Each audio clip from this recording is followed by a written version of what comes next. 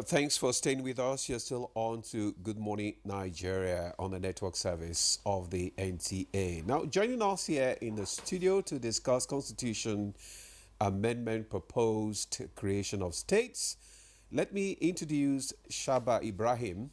He's a legal practitioner and former member House of Representative. It's a pleasure to have you, Shaba, in our studio this morning. Good morning. Thank you for having me. All right. Also joining us is our regular Jide Ojo, public analyst. Jide, it's good to see you again today. It's my pleasure, Ademola and Jumai. Good morning, Nigerians. Yeah, we have all regulars this morning, and also joining us here in the studio is Cynthia Mbamalu, Director Programs Yaga Africa. It's good to see you after a while. I know, it's been a while. Good morning and good morning, Nigeria. Good morning. And also joining us from Ijebu-Ife, Ogun State, I'd like to introduce Wale Adejayo, former chairman Ijebu East Local Government Area of Ogun State. You're welcome to the conversation on Good Morning Nigeria. Thank you. Good morning. All right, thank you. Gentlemen and ladies, let's just look at the perspective on state creation in Nigeria. You know, the pre-independence era, that was 1914 to 1960, Nigeria was a British colony. It was divided into three main regions. We had the northern, the western, and the eastern. And this followed until 1963, when we added the Midwestern region to it, making four regions. And the Civil War in 1967 to 1970, General Gowon then created 12 states, you know, and that was done to weaken the secessionist Biafra, state and to promote national unity. And the Second Republic, we had the General Murtala Mohammed again in 1976, created 19 states, increasing the number from 12 to 19. And General Ibrahim Babangida also created 30 states, that is increasing it from 21 to 30 states.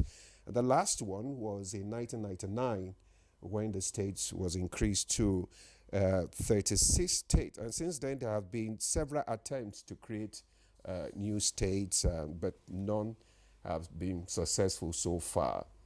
Now, Shaba, you are a legislature, former one, and you are still, so let's look at what exactly are the constitutional requirements. Let's look at the constitutional requirement for state creation in Nigeria. Thank you very much. First and foremost, I like to say that the concept of state creation as envisaged by the Constitution is something that has to, it's just in the same mold as amending the Constitution itself. It's a very rigorous procedure, and it takes about the same requirement as going through the process of amending the Constitution, which has been made so compact and tedious that in most cases, getting the assent of the major stakeholders, like the 36 states, respective states houses of assembly, to be able to engender a major constitutional amendment has always been a mirage. And that is the bane of all the agitators. Agitation for state creation all this while. I dare say that while we've had a fairly seamless exercise in the past, albeit with some measure of pressure and what have you, is because most of these states were created through military fiat. And the military, of course, dictatorship in the main that brings little or no challenge to procedures. So I want to say that without shun of going into copious reference to constitutional provisions, it's just the same process as you have with amending the Constitution. And I know Nigeria, particularly in this republic, have been perpetually under amendment. And personally, I wonder why every time there is, particularly every time we have an election, the next thing you see, the parliament is, I even think the committee that is saddled with the duty of amending the constitution is looking more like a standing committee now. Because perpetually we're amending, and you start asking yourself, what is the problem that you cannot really get right?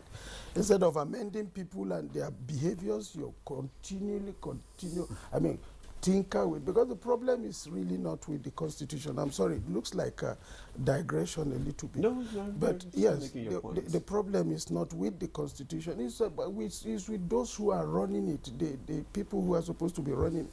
But each time, rather than think about ourselves, those who are in the saddle and supposed to give life to constitutional provision, we run rings around them perpetually by trying this amendment that, with all due respect, in some cases I consider very idle, because amendments have never really been able to solve the problems without a major attitudinal change on the part of the operators of the constitution. So coming back home, it's not an easy exercise, but it's not an impossible thing too.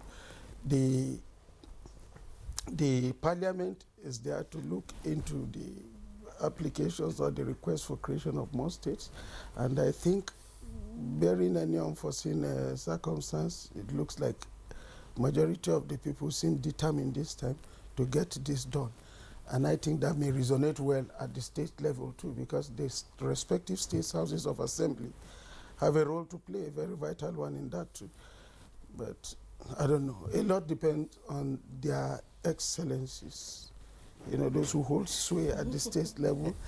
What they make, yes, is without gainsaying that the houses of assembly have not been able to really win themselves of the overbearing influence of their excellencies. These are people who in the past have even voted against their own independence. So, when you have those kind of situation, then there's a little bit of suspicion.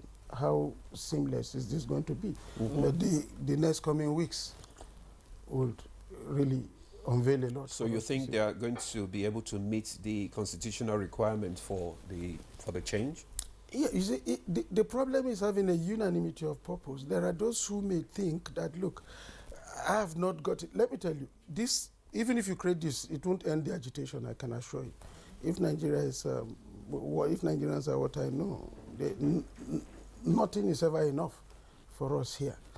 And so I think, yes, if the politicians and those who are the stakeholders are really, really determined to have it, then it may just resonate across the respective state houses of assembly and they will pass it. I think that's where the major challenge is. The will is really not at the, amending the constitution is not just a National Assembly issue. It is at that state level where there are people who controls the level of the legislative activities. And also the local government that will be affected as well. Absolutely. They're expected to have inputs in it. Absolutely. So I think, let me, at the risk of saying the obvious, a lot depends on the mood of their excellencies. Yeah, a lot depends on the mood of the excellencies. If they buy into it, it's going to work. The respective state houses of assembly would key in, and we're going to have it done. I mean, this is what, without prejudice to the merit or demerit of the exercise, which I believe we would have to talk about. Yes, we all know that the constitutional amendment is a long road, and are we ready to be on that road, Jide Ojo? The agitation for states have been on for a very long time. Some were created and some were just kept in view. Now they are coming up, and states are saying, we want more states, we want to create more states. Nigeria has 36 states, like Bukar Mandara would say, and Abuja 37 of blessed memory, yes. And why do we need more states? I wish I could give you reasons why we need more states, particularly at this time, but I'm not convinced we do need. Let's take the angle of the proponents is that They want development to percolate, get to the grassroots, and they inch their agitation on marginalization and discrimination within the boundaries where they are now. So they want, it's more of identity politics stuff. You know, they want to be, as Honorable said, they want to have their own enclave. But sincerely speaking, and I've weighed in on this issue in the last 1 week. This is about the fourth media platform where I'm discussing this issue, and I've checked the Constitution, Section 8, subsection 1, A to D. It's like passing through the eye of the needle. It's even tougher than what Honorable is talking about, because it talks about referendum. Yes. It talks about referendum among the people where you want to excise another state, and 2/3 of the people must support. And that means INEC will have to be involved. So it's not just a legislative exercise. Somebody will have to conduct, and 2/3 of the people in that constituency where you want to cover must be in support. Likewise, the local government, and then even the presentation, you could see a lot of ignorance in the mode and manner in which everybody is demanding for this. They are sending in memorandum. It's not about memorandum. I think many of those who submitted, all of them, if not, I should think all of them, did not even read the constitutional provision to even know the mode of submission for a alteration of the constitution to create state. Because if you check what Benjamin Kalu, Deputy Speaker, said, you are just sending in requests for state creation by means of memorandum or private member bill, when the law is very explicit that there are processes which involve members of the Senate, members of the House of Reps, members of the State House of Assembly, and the Constitution. That is even to submit a request, not even to start working. The process is like you want to submit a visa application. You have to fill a form. That form gives details of your biodata, your income, and all of that. So they even goofed on that count, that all the 31 requests did not follow due process, which is why the House of Reps is throwing it back to them. Go and do the needful, follow due process, and then we give you 1 month within which to do this. By March 5, the door will be closed. Maybe by March 5, the number will have even risen from 31 to 70 or thereabout. But it's their own business. Let's look at the merit. The issue for me is this: why we are talking about marginalization, discrimination, but as the Constitution not taking care of that, if we follow due process, if we implement our Constitution, the way and manner in which it is envisaged, will we be having this kind of agitation? Now, I looked at the Constitution even yesterday. I look at Section 14. First, Section 14, sub 2b, talks about security and welfare of citizens being the primary purpose of government. Then go to subsection 3. Section 14, sub 3 says that for national unity and national loyalty, there should be what? Federal character principle adopted in terms of appointment and even citing of projects. Has that been followed? If there is federal character principle, will you be talking about marginalization or discrimination? Then subsection 4 of section 14 of the Constitution now even went to the state, talked about the state also having to follow similar due, kind of federal character arrangement up to local government. I'm just paraphrasing. So any concrete details of that, if we follow that, there should be no cry of marginalization or discrimination by any tribe or ethnic group within a state. Because, see, I don't care who is my governor. What I want is good governance. If I can aspire, my children can aspire, they have jobs, they are doing well in their respective careers, why should I bother about who the president or who the governor or local government chairperson of my state is. But because we have personalized governance, so you become governor and all development is focused on your senatorial district, your local government is getting the lion's share. So it becomes a turn-by-turn thing. And because there's the negation of that federal character principle is what's pushing people. Now, you say you want a sense of belonging. I know there are, because of lack of proper implementation, people truly could be said to be politically marginalized. Take, for instance, the Igbos have never been the civilian president of Nigeria. So we have an IPOP, we have MASOP pushing for political inclusion. Then in states, even in your state, we have the people of Okeogun that have never been governor since the state was created in 1976. And then they are pushing that, why is it Ibadan people and the Ogbomoso people that have always produced governor? Why can't we have a rotation?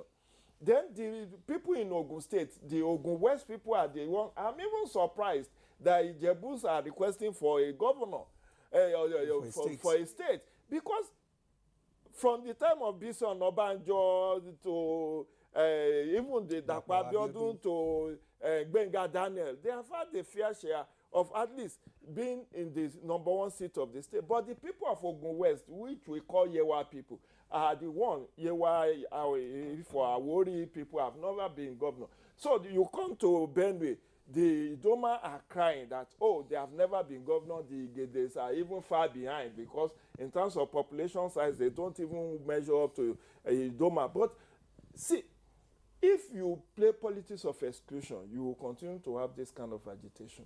But the solution is not state creation. Like Honorable said, create additional 50. There will still be agitation. Yes. Because in the South-South region, the Ijaws are the one dominating. So the BBOs will come up and say, why is it only Ijaws? And I've drawn references all globally. In Sudan, the people of South Sudan felt the North, the Arab North, was their problem. So for many years, they fought war. They eventually in 2011, they gave them a country, South Sudan country.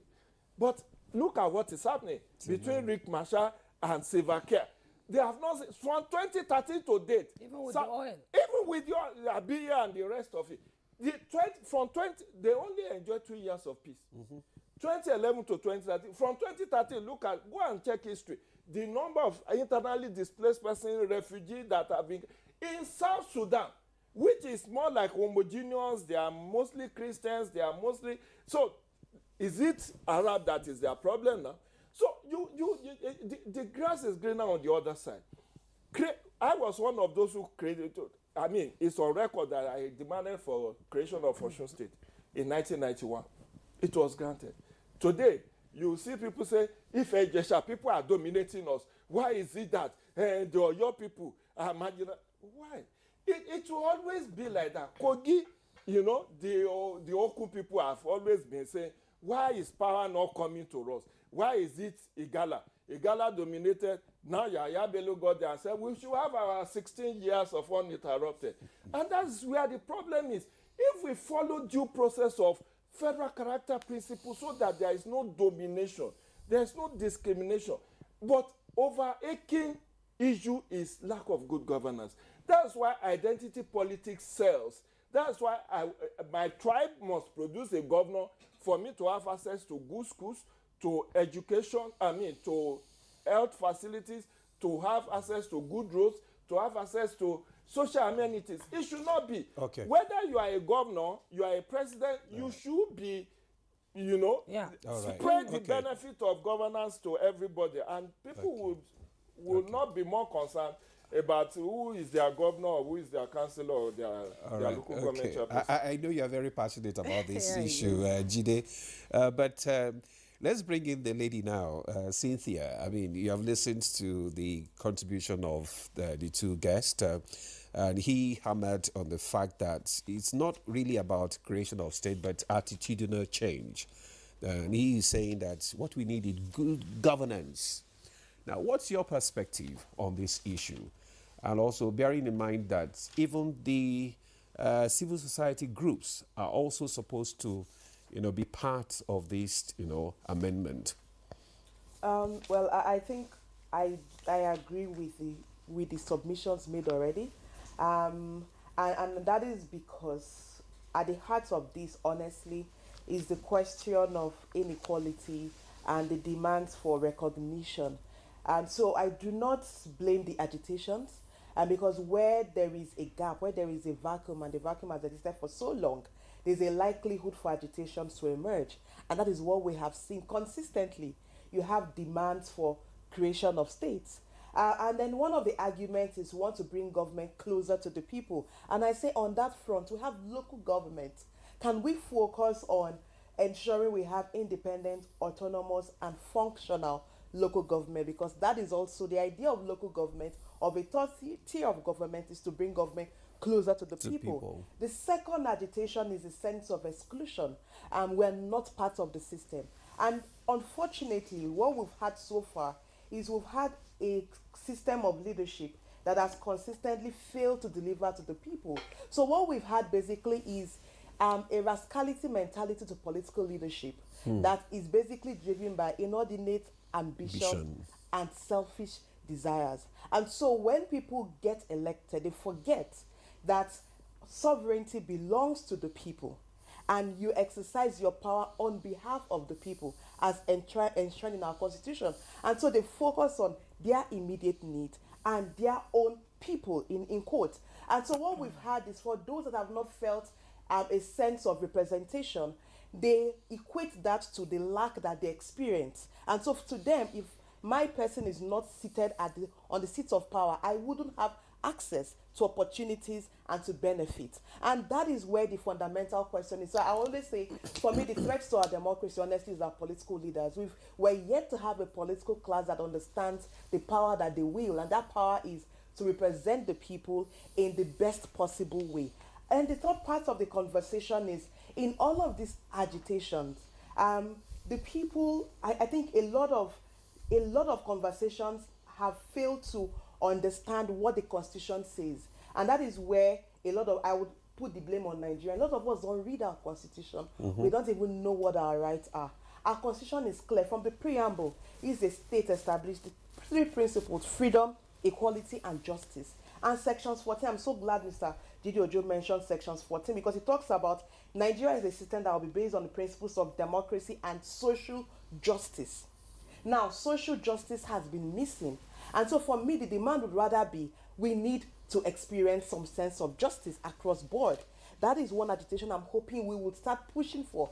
And then the freedom, equality, and justice. Those principles are implemented in every part of our constitution, but we do not experience it in our daily lives. And so when we think about what the constitution says and what we experience in reality, there is a big gap. And so if you think about the agitations, for me, I do believe that everyone can make an agitation, you can make a proposal. Like Jide says, it's a very difficult process. You need a referendum, you need 2/3 of the legislative council. So it's not just the National Assembly and the House of Assemblies, legislative councils. How many local governments, how many states have elections for local government, and we have local councils exercising their legislative powers at the local level? That also in itself is a big challenge. So if you think about this agitation, I would say, for me, the focus for Nigerians and to every citizen listening now is, for those we have elected, how are we holding them accountable to deliver on their mandate? That's one.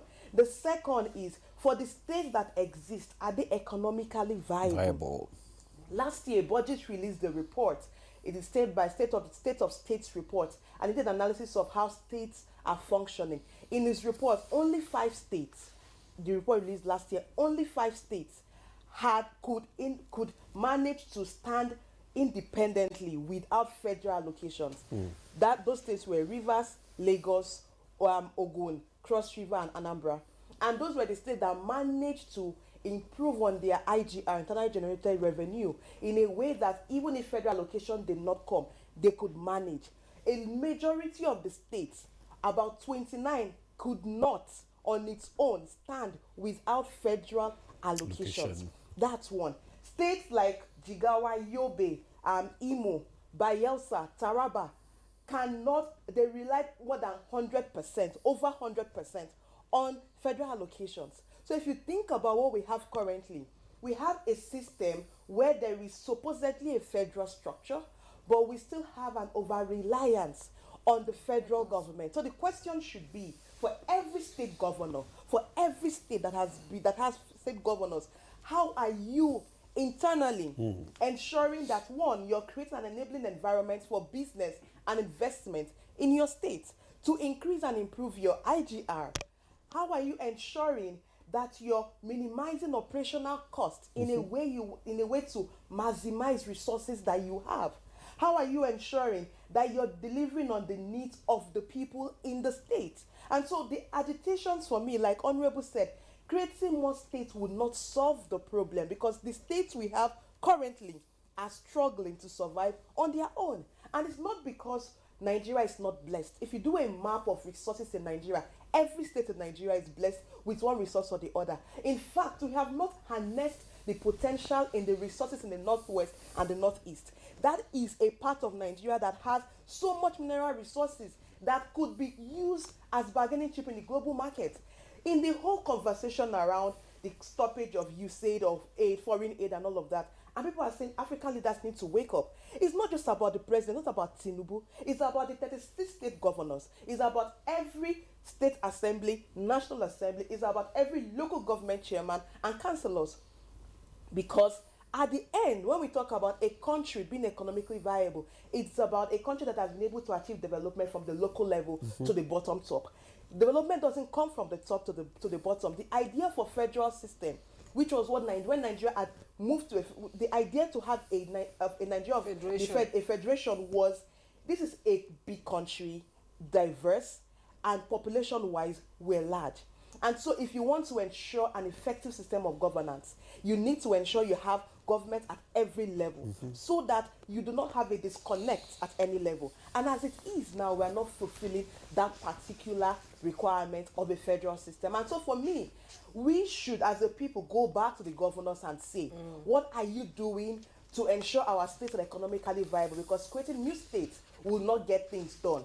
And I think the last agitation was people said, oh, we need our ethnic group represented. Nigeria, data shows we have about 371 ethnic groups in Nigeria, and about over 500 languages spoken in this country. I think Taraba State alone has about 80 languages. So if we want to even say we want to create states in line with our ethnic and language configurations, it means we're just going to be, it's going to be a bazaar of states. And at the end, we will not achieve the development that we want. And I think this is a distraction. As a people, there's an amendment of the constitution ongoing. Perhaps the focus should be, should we start pushing for a review of the exclusive and concurrent list, to move certain things to concurrent list, to strengthen the state government? Should we look at local government autonomy to strengthen the local government to ensure they are functioning? And should we look at the powers of the president and how the National Assembly and state assemblies functioning? Because if we get these systems to work, I bet you that Nigerians will begin to experience, the dividends of democracy that we all hope for.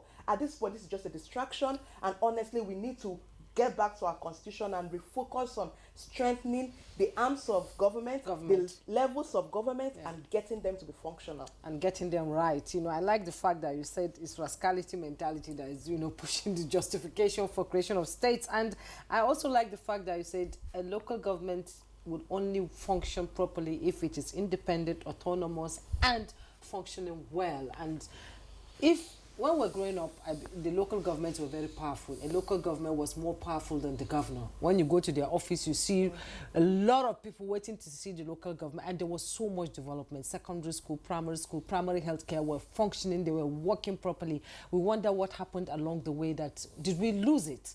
Now let's go to Ijebu, where Wale Adedayo is Adedayo, former chairman, Ijebu East local government. You've been listening to this conversation in the studio from all our guests here, and we've been discussing the justification for creation of new states, and there are also issues arising. You've been a local government chairman, and Ijebu East is looking for a state, and Jide Ojo is saying that, well, you've had the best part of the pie. So why are you going for a state now? Let's get your opinion on that. Before I go into that, I want to give it to the last speaker that she spoke my mind, and I'm sure that she spoke the mind of right-thinking Nigerians, those who really believe in the development of this country. Because if you look at the trajectory that America is bringing up now, especially with the policies of the Trump administration, I'm very, very certain that European countries, they're going to have their own far right governments very soon. So if that should happen, a lot of our people who are doing JAPA, that they want to travel abroad, that will become more difficult. So it means that we have to stay here and salvage the country together. So coming back to the issue of, I'll start from local government before moving to state creation. It is the fundamental for the development of any country that, like she rightly pointed out, development comes from the bottom up. Once the bottom is crooked, there's nothing, absolutely nothing you can get at the top. It is not possible. And talking about state creation, I want to believe that, I don't know his mind, I'm not a seer or a prophet, but I want to believe 100% in my own mind that Mr. President, it is part of his vision for his administration that there should be new state. And to me, that is why he started with this financial autonomy for local governments. What he just needs to do is to go on to that of political, or what I would say, administrative autonomy as well.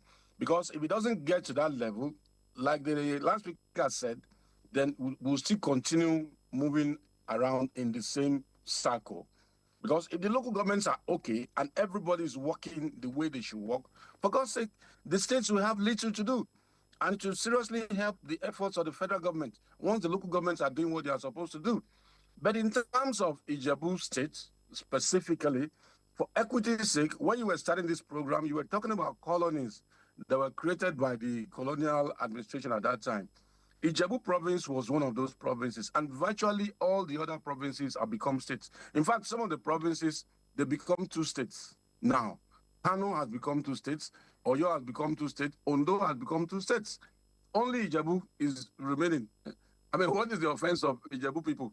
And talking about viability, Ijebu State will be very, very viable because not just in the southwest, across the country, it is known that Ijebus, they are born economists. Even in the colonial days, before independence, we are known as merchants all over the place.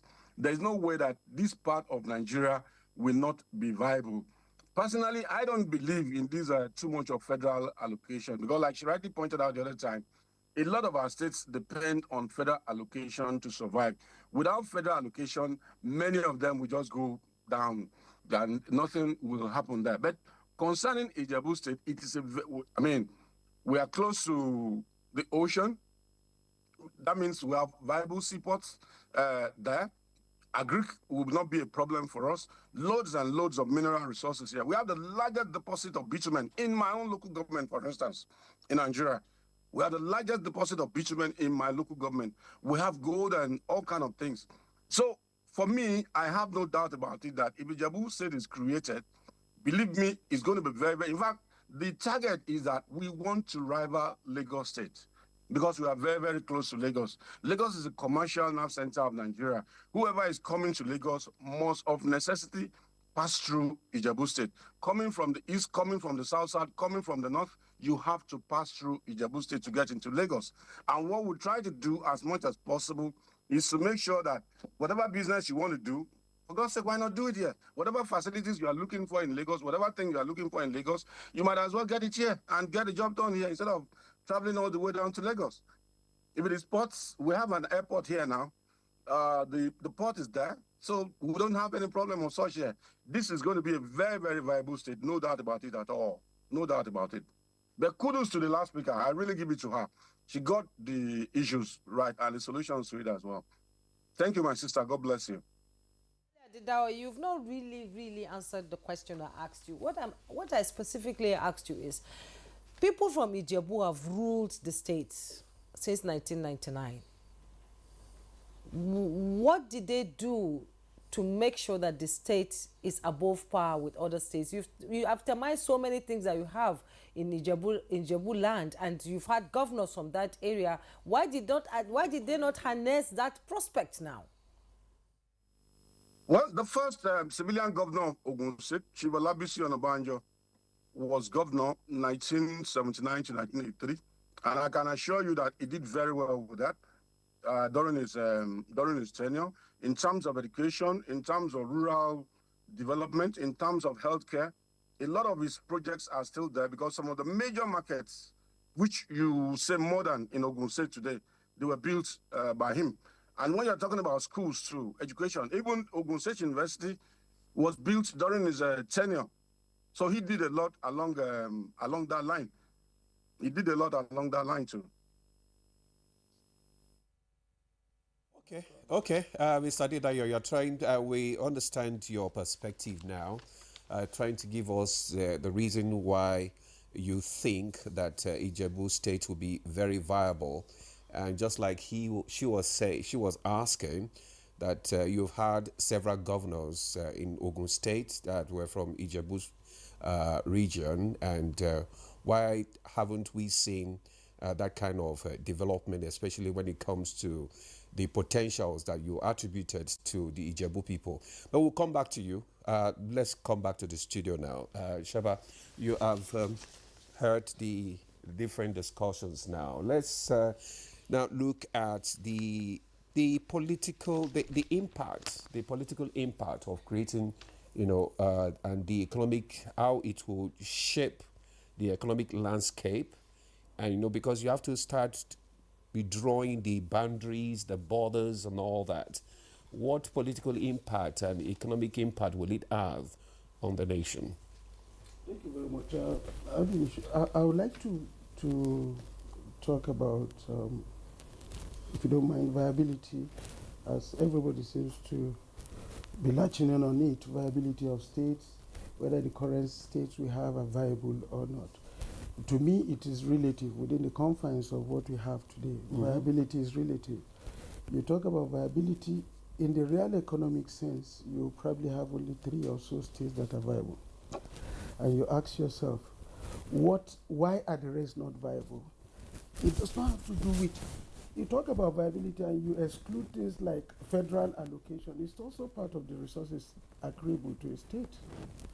It is the right of the states to receive federal allocation, because under the Minerals Act, for instance, most of the resources within the geographical confines of it belongs to the federal government. So if money is realizable from then and the taxes of the people are being plowed back by way of allocation to the states, you do not say the states are not viable because those monies are not originating from but the resources that give back to those monies are also coming from those states, so those should also count. So what do they do with the resources, with the finances? We will get to the level of devolution of powers. We must move certain things from the exclusive to the concurrent list, mm-hmm. and perhaps the residual list, if you don't mind, because there is over concentration. States are not viable, not because they are not potentially viable. It's mainly because we have the over-concentration of opportunities and powers in the center. If every state, I come from Kogi State, when a speaker has alluded to the fact that certain regions in the country have a lot of mineral resources, I stand to be corrected. There's no section of this country, region of this country, that has as more solid mineral resources as the north central Nigeria. So if we're talking about that, if we decide that, look, let viability be contingent upon the devolution of powers so that states can manage effectively their resources, then most states will be viable, because there is no state. If you are not viable through mineral resources, you are viable through agriculture, you are viable through oil and everything. And talking about oil, virtually everywhere has oil today. So all are potentially viable. If we are going to develop the states along the trajectory of, mineral resources available within the confines of each state, so fine and good. Let the federal, those who are at the center, spread this. For instance, there is little or no argument that there is oil in several other places apart from the areas that we know are producing oil today.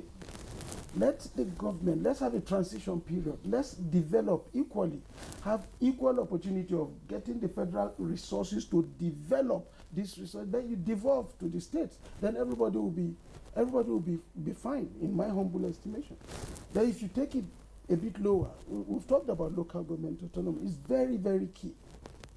Unfortunately, we are running a system that seems to have sharpened to adopting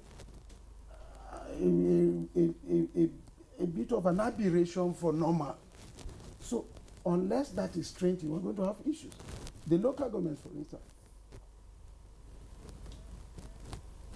I keep talking about their excellencies. Their excellencies are not happy. With all due respect to them, most of them are not happy with the idea of the local governments. They have this suffocating grip. I've been a chairman of local government. Local government autonomy. Yes, they are not excited about it. They are not at all. Some have even had the audacity to speak openly against it. I like to think by parity of reasoning, if the federal government was doing to the states what the states are doing to the local councils, whether this country would be livable for anybody. So I think what is sauce for the goose should be sauce for the gander. You know, the constitution may not be perfect, but if we give, that's why I say we have to have this attitudinal change. We've amended this constitution more than the number of years we've even operated it, with all due respect. And I'm thinking that if we have an attitudinal change, let those who are in power today also realize that they are not going to be there forever. Let them know, allow the local governments to breathe, for instance. I've had calls to be on programs where these issues are discussed, and I've shouted myself out. My little experience at that level shows that the local governments can have their own potential. If they have their own potentials, if the states will allow, look at the kind of humongous resources that have been channeled to the local governments today. Even the states have their own. I have to give that credit to the center, because a lot of money is going to the states, going to the local government. But where are they? There's nothing on ground to reflect the volume of cash that is being taken. But analysts also say politics stifled the local governments. Absolutely. That has always been my position. Political will. The governors have come to see the local governments as their personal fiefdoms. They look at it as, if you say give them autonomy, it looks like you are taking away a chunk of their power. And I don't think that should be so. If we run a unitary government system, for instance, they too would be on that suffocating grip. And I'm not sure there will be any attraction. But coming back to the... Do you see this creation of new states as a kind of trying to balance power between the states and the local government? Because some of these local government will automatically, become a state. From what? So is it a way of trying to balance power between? It's a cocktail of factors. Okay. It's a cocktail of factors. It's not just a one-off thing. There are those who seek to balance power. There are those who think they are running away from domination. You understand? If you look at just like some example, I don't want to go into direct examples so that people don't get offended. But it's like those who are in the shadows somewhere, once they miss it for a little, just a little while, they are now agitating to create states for themselves. Because ab initio, that ownership mentality has been ingrained in them for them to think that this belongs to us. And the moment you are not in the saddle, howsoever temporary, you seek a state that. But let me sound a caveat. Okay. Even if you do, within the confines of those same states, you're going to hear cries of marginalization. Okay. Just like... Yes. But the ultimate thing, and let me tell you why these agitations will not die easy. If others are not viable, like I said, is relative, and yet they can also take resources from the center, and we are at the receiving end. Because this agitation can be subjective. You may look at other people's pain and say, why are they saying this? But those who feel it know it. But my own panacea, for this is to make certain provisions of the Constitution. He's made very copious reference to some. Make them justiciable. Okay. If you say like the fundamental principle and objective, fundamental directive and objective principle of state policy, those provisions are there to guide, but they are hardly justiciable. You can't all right. go to court to enforce it. Okay. Unless you did that, We're having. you will not be able to realize some of Okay, okay, Honorable Shaba, let's bring in Jido to this conversation. No, Honorable Shaba has, raised some pertinent questions. I also, captioned it as a cocktail of, factors that, might help in state creation and might not justify the state creation. This conversation has raised a lot of discussion on the media space, and a lot of Nigerians are talking, but the fundamental part of this state creation is, do the people who the politicians are agitating for even know what it means? Of course they don't, and they don't care. And they matter. They really don't care. Ordinary citizens don't care. Go and do an opinion survey. People care more about how governance affects them individually. It's people like Honorable Shaba and my brother in Ijebu that wants to be governor of, and let me give us the financial implication of what we're asking for. Because be wary of what you're asking for. Be careful what you're asking for. Right now, Ademola and Juma, right now, only very few states spend up to 40% on capital expenditure. Most states spend 70-80% on recurrent, which means cost of governance is consuming the larger chunk of what you get. Yes. Now, if you create any state, even let's take FCT, you are going to have minimum of 24 State House of Assembly members because it's in the Constitution. Yes. According to the Constitution, the minimum number of State House of Assembly is 24, maximum is 40. You are going to have more than two House of Reps member that FCT currently have. You are going to have 3 senators. CO, you are increasing the cost of governance. Cost of governance. So where then will you free resources to do the roads, to do the hospitals, and to build schools? So you are just going to exponentially increase cost of governance. Estacos, governors will appoint aides who are not adding values. So you look at it from that point of view. You now ask yourself, so 109 senators will increase by, if we go by 31 now, multiply 31, that's 93. 93 plus 109. That is the number of senators you are going to have. That's 200 and whatever. Then you have 360 members of House of Reps now. You multiply that by whatever, it's also a constitutional issue. Because this one constitutional alteration will affect several other provisions in the Constitution. So it's not just isolating and saying we have created states. You have to also do consequential amendment of those constitutional provisions that have already pegged certain things to certain numbers. So why do we want to go that route? it will also affect the Electoral Act itself. That is what I'm saying. It's going to affect cost of running elections. You don't get it. INEC will need maybe 3 times what he's spending now. INEC asked for 126 billion in 2025. People were shouting, hey, 126 billion to do what? Just personnel cost of INEC is 87 billion. Personnel cost. So you create more states, INEC, and you better do it now if you want to create any more state, because INEC is going to release the calendar for 2027, maybe in January next year. It has to be 1 year ahead. So how then will INEC start planning for those new states to provide, senatorial elections? Parties will have to now start thinking how to conduct primaries. So you can see that it's not just, it looks so appealing on paper, but the mental, intellectual thoughts that should go into it, we have not fathomed it. Because it's going to it's going to have ripple effect.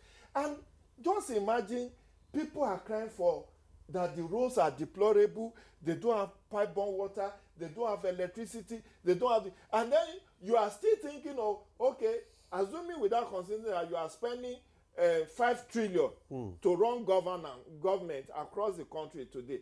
If you create double, you are going to need double that amount to run governance. Then where will you get resources to now deliver the dividends? Because Democracy. it's not just about political exclusion.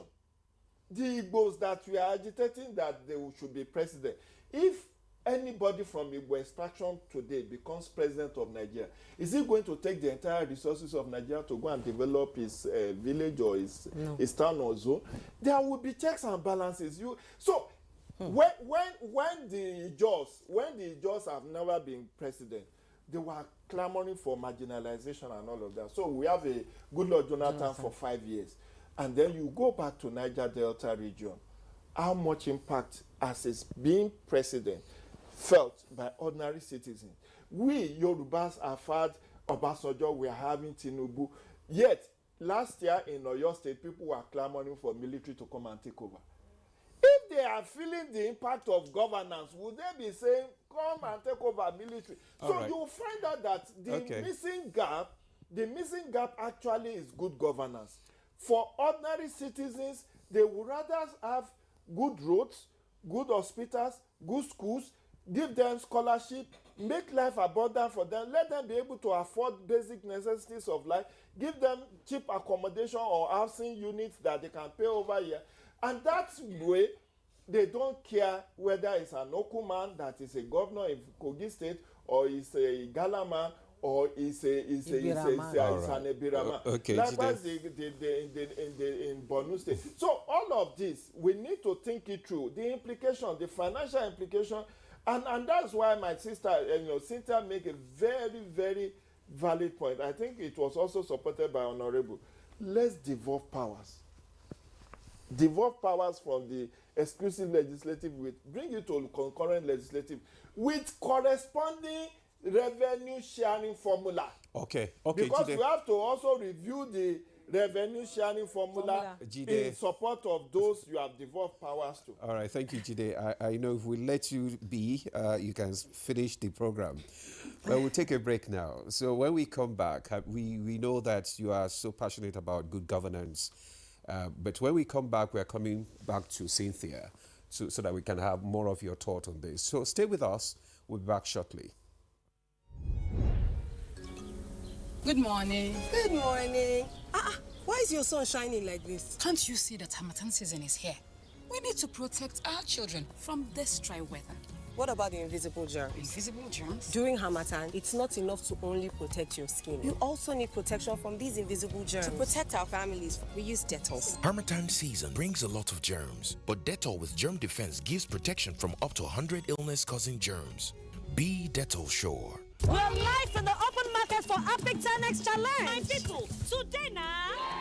Today, I will show you how the power of new Epic 10X gives your toilet a better cleaning than bleach. Than bleach? Yes, so. Impossible. Toilets have stains which bleach cannot clean effectively. But Epic is thicker and sticks better, which gives 10X better cleaning versus bleach and kills germs. Oh, wow. You can now see that Epic is better than bleach. Ready for school? Yes! My champs, they use energy at school. I know because imagine the energy they may have used up to return home this transform every day. Your champs need nourishing energy. Give them the new and improved Milo at breakfast. It has nutrients that support energy release to help champs get the most out of their active days. Milo!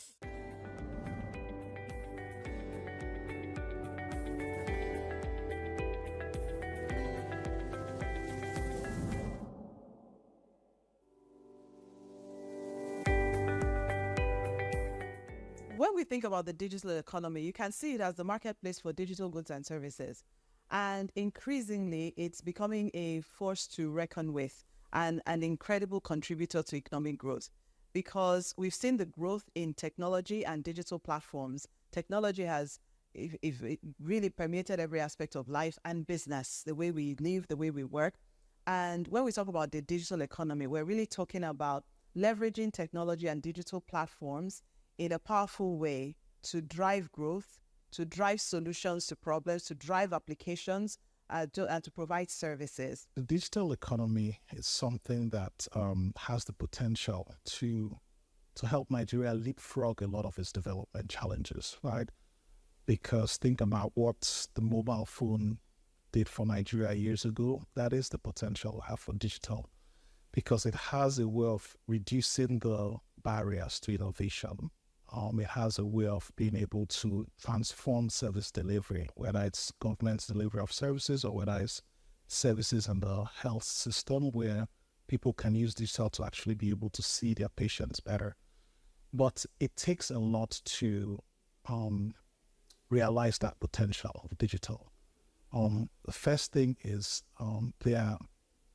like every other thing, there's an infrastructure you have to build to be able to make sure that digital economy can thrive. Think of something like, capturing that happens in Nigeria, right? Where you capture, people's biometric when they go for a driver's license, when they go for passports, and each of those are separate things. Imagine a system where you're able to streamline that and actually have a platform that exchange biometric information that makes it easier for people to access passports, easier for people to register to vote. But today it's very tough, right? But those are basic infrastructure that needs to be invested in. A lot of it is through government and private sector collaborations to make it happen. If we're looking to accelerate growth in the Nigerian space, we really need to look at enabling the digital economy. That includes providing digital infrastructure, connectivity, because that's the highway, like the highway that everything rides on.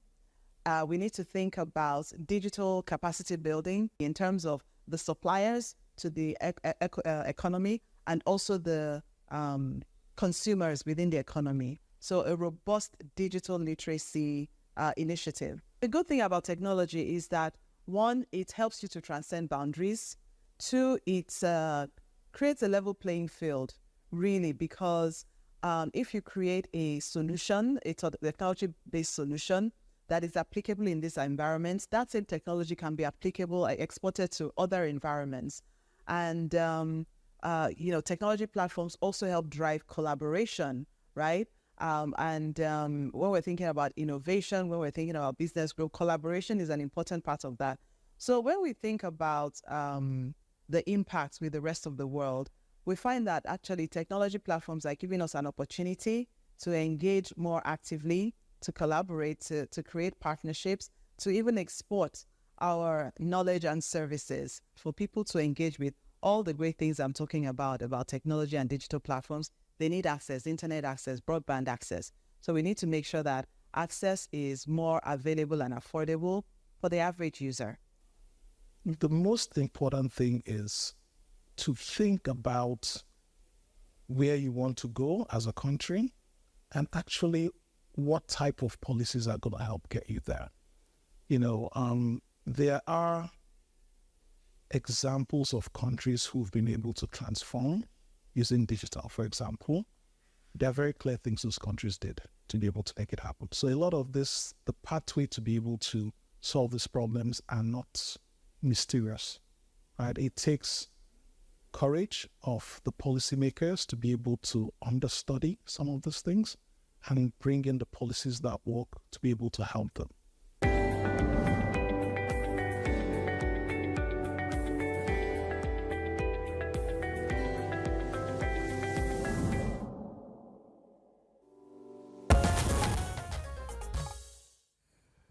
Welcome back. It's still on to Good Morning Nigeria on the network service of the NTA. And our discussion today is still on the creation of more states in Nigeria. Now, before we went on break, Jide spoke to us, and he harped more on the issue of good governance. And Cynthia, earlier on when you spoke, you also talked about the need for good governance, freedom, equity, and social justice, and the need for the devolution of power. We're looking at the economic and the social implication of this state creation now. Let's have your perspective on it. He has spoken, and let's get your own perspective.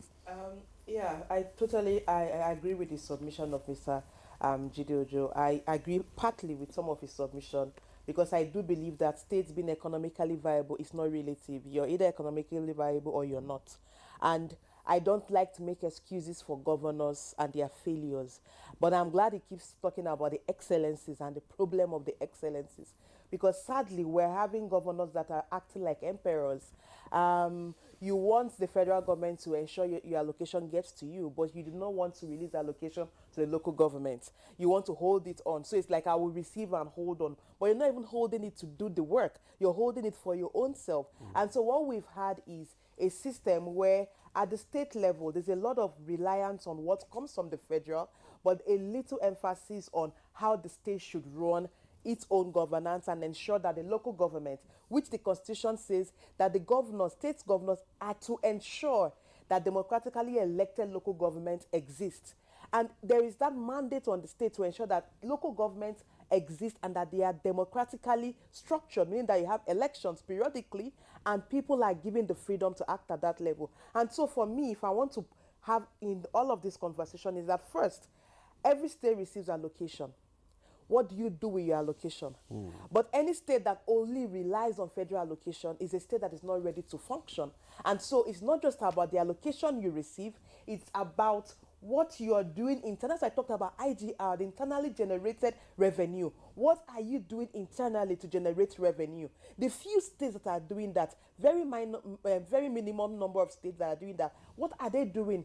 Are there opportunities for peer learning across states to see how are these states developing themselves? That's one. The second, when I talked about the evolution of power, I do believe that where we are now, there are certain things that need to move to the concurrent list, and there are certain things that need to move to the residual list. So the fourth schedule around the local government, but then the exclusive and concurrent, so that there is some level of power sharing with regards to how minerals and agriculture and fishery and all the things that enable production at the state level has some level of shared powers. I do believe that is something we need to consider in this review of our constitution. I'm big on local government autonomy because I still believe that that is one place where there is a bigger problem. Currently, governors do not allow local governments to exist. It's sad to hear even some governors saying that local governments are not third tier of government. And I'm like, are you not reading the constitution? I think you became governor and you forgot the constitution, because most times we lie to ourselves. And I think the other point for me, when we talk about the agitations that are coming from the different levels, is to address that bigger question of how do you bridge the gap between the government and the people. Currently, you have, I think it was Mr. Jide that made a reference to, even in Oyo State, you had at one point, we've had a president from the Southwest, we've had Obasanjo, we have Tinubu, but when the coup happened in Niger, we had Nigerians from every extraction, both from the Southwest, asking that maybe it's time the military comes and take over. You have younger people who do not remember our military history. They are telling you that, we heard that when the times were good, it was the military that were in power, so maybe we need to go back. And it's not because the military worked. It's not because democracy is a problem. It's because what we are calling democracy is still a sort of dictatorship that has sidelined the people, excluded the voices of the people, and left governance or politics to be driven by 1% of the population and wealth to be shared between 1% of the population. And so what the whole conversation now is, we need to bridge the gap between the government and the people, all those elected at the local level, at the state and the federal level. Go back to your people. The reason you have younger people looking for exit routes, the reason you have this level of jackpot mentality, the reason you have this agitation for military is because they think the government as it is failing them. And so for them, the alternative is either to leave or to ask for an alternative to democracy. And I do believe that at this point, where we are currently, everyone elected needs to go back to its people and say, what are your issues? What we have is people engaged. Elections, you go for campaigns. After elections, you leave the people. And so we are cheating and shortchanging Nigerians, and we're treating them like they do not belong and they do not have a voice. And so for me, to address this agitation, we need to bring government back to the people. We need to bring governance back to the people. Here. Inclusivity, how we engage.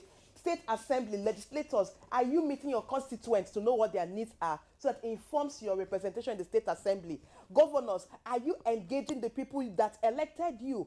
Are your commissioners working to deliver on the needs of the people? Are you creating an enabling business environment to ensure that young entrepreneurs, their businesses can thrive at that state level? I was in Lagos last year. We're doing a project at the local government level, and most of the complaints from the market women, the Butchers Association, was multiple taxation. So you have people in the informal sector who have petty businesses. They are taxed by local government, they are taxed by state government. Aberos are disturbing them everywhere. So you make your money, before you get home, you are finished paying and settling people. And so we don't even have an enabling business for small business owners. And so for me, when I say governance to the people, is the realistic things to do. We need to review our taxing system. We've been talking about tax reforms. But even in the implementation of these tax reforms, there are some Nigerians that are heavily paying tax and no services delivered to them.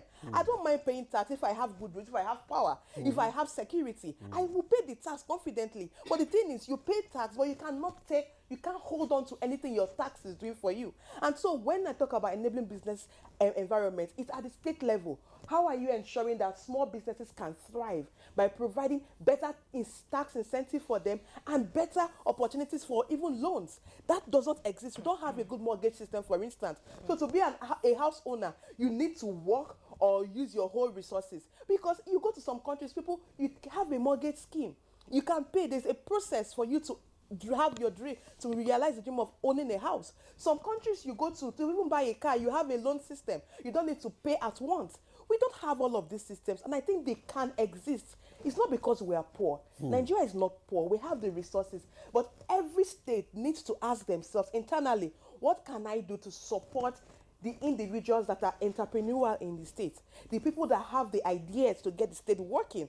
What we have is governors are elected, legislators win elections, then they think of settling people with giving them aids, and to them that's job creation. That's not job creation. And in fact, when Mr. Dida was talking, laziness. that is, yes, when he was talking about creation of states, you will increase overhead, recurrent costs, and to them that is job creation. It means we are not thinking, and it's not like we don't have the knowledge and intelligence and intellect to think. It's just that we are lazy to think to get the work done. And I do believe that every state in Nigeria, every state currently has resources that can keep them thriving if they look within, not looking at the federal. Okay. So that for me is a bigger issue. How do you look within to solve the problem of the people within? Because you need to bring governance back to the people. A lot of Nigerians honestly are giving up in Nigeria, and I do not want that to be our system and our trajectory. At all, Cynthia, you know, when President Buhari said we have a lazy generation, the whole Nigeria came up on him, and you know, he was denied.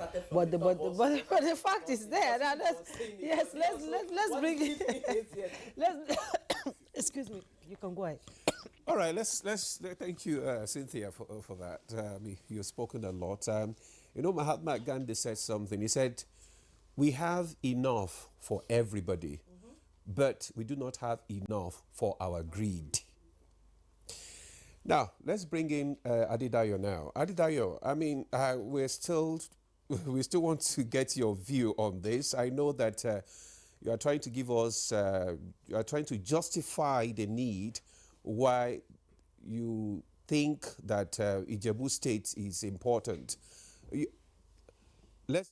There was an issue you raised that some Ijebus have been governors in Ogun State. What have they done? Now, one, I'll just mention a few before you go to your question. Otuma Gbenga Daniel, when he was governor, he conceptualized the agro-cargo airport in Ogun State. That airport now, to me, the long way is about the longest and the best in Nigeria so far. It has been actualized by the current governor, who is also an Ijebu, that is Dapo Abiodun. A deep sea port was also conceptualized by OGD. Chief Obafemi Awolowo, during the First Republic, he has there's 9 farm settlements for agriculture in this part of the western region, which we now call Ogun State. OGD increased those farm settlements from 9 to 15 when he was governor. And many of those farm settlements are in this part of the state. The first University of Education in Nigeria was established in Ijebu by the governor, then OGD at that time. Then ICT polytechnics, 4 of them in the 4 divisions of Ogun State were established by OGD as well. Then there was also a polytechnic to supply manpower needs of the oil and gas sector, because we were calculating that because there is crude oil deposit in Ogun State, we have the largest deposit of bitumen here. That Polytechnic for oil and gas was also established. And apart from that, we're talking about unemployment and so on. During that administration, a database for the unemployed was established in Ogun State. And from that database, those unemployed people who were registered, they were getting monthly stipend from the state government every month.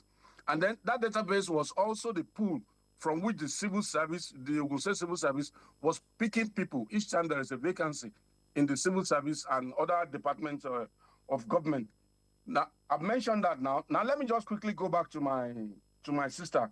She mentioned something that politicians who are in elective office, that they should ask the people when they get office that what are the issues, what are the things they want. She got that wrong there. What should happen is that before you are elected, you must know the issues facing your people, and you must have come with your own solutions to those issues. It is not when you get into office that you now start asking questions, what are the issues? If you don't know the issues, then not in office. You should have known the issues before you get into office. Now, I'm ready for you, sir. Okay.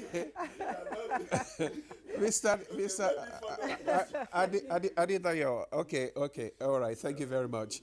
But, one of the things that we're talking about here is that for you to be able to tell us why, Ijebu State is, necessary at this time. But thank you so much for for what you have given us.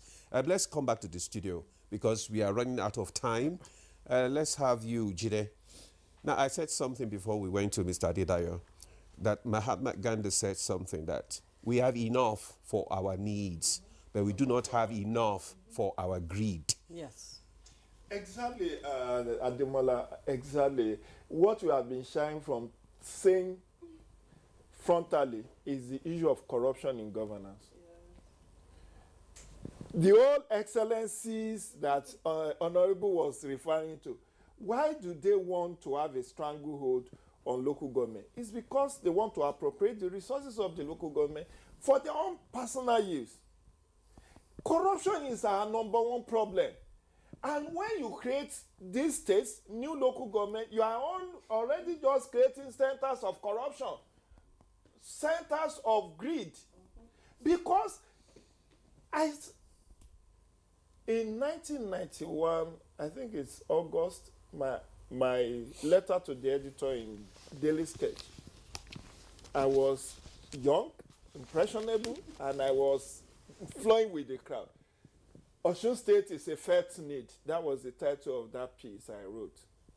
A felt need. Where is Osun State today? Is it an El Dorado? What we are talking of viability, sustainability index. Is Osun State with that federal allocation today, is it sustainable? So the question is, if a state has existed for over 30 years and is still not sustainable, Still struggling. It's still struggling financially. So why do you want to calibrate and balkanize and then my guy will become governor of Okura State or whatever state they give to Kogi or Savannah State, somebody will go. So the issue then becomes access to resources, no access to serve. Access to resources, yes, not access to serve. Your parting shots. Let me first say, I like to comment. In 1 minute, in 1 minute. No, whatever it is, please let me just put it in perspective. He kept referring to Shaba, governor. They don't have to be state creation before I become a governor. You understand? I can be governor if I want to be, if I want to contest, if people like it. They don't have to create new state for me to go to Okura. I don't even belong there, but that's by the way. You see, I want to, and I need to say this. We have laid so much emphasis on the issue of corruption. I beg to disagree completely. Corruption is not the biggest of our problem. Okay. It is one of our problems. Ineptitude in leadership is worse than corruption because it also breeds corruption. Leadership is very key. Corruption cannot be the only problem. Corruption is further exacerbated by the ineptitude of the leadership and the ineptitude of leadership. So if you have that inept leadership, it's going to breed corruption without end.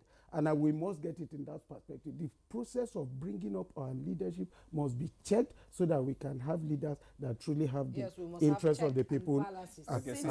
Thank you.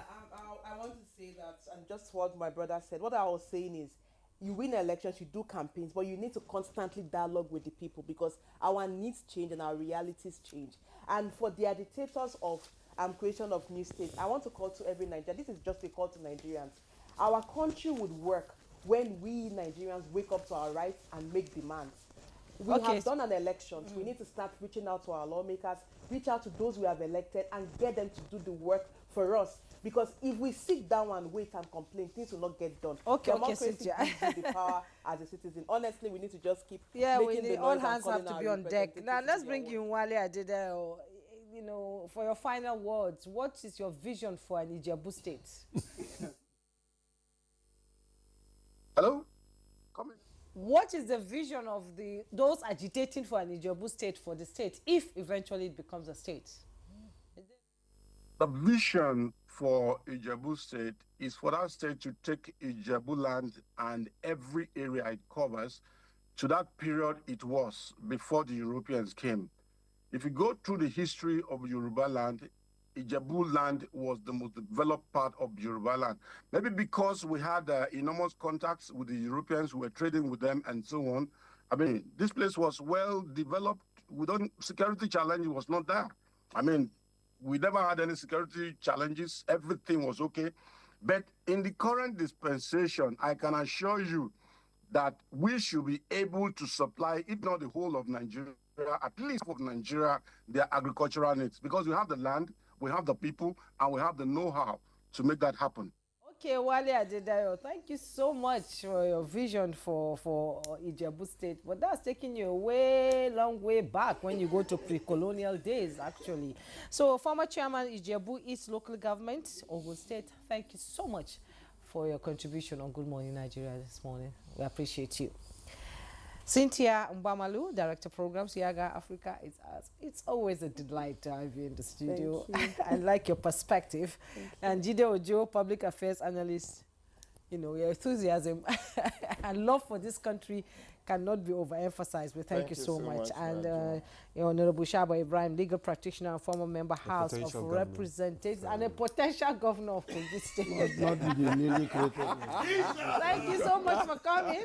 And that's how it's been on Good Morning Nigeria this morning. Thank you so much. We hope you learned and a lot from this conversation. And it should be a continued conversation. I am Jumma Yusuf. And I'm Ademola Adeoye. Enjoy the rest of your day.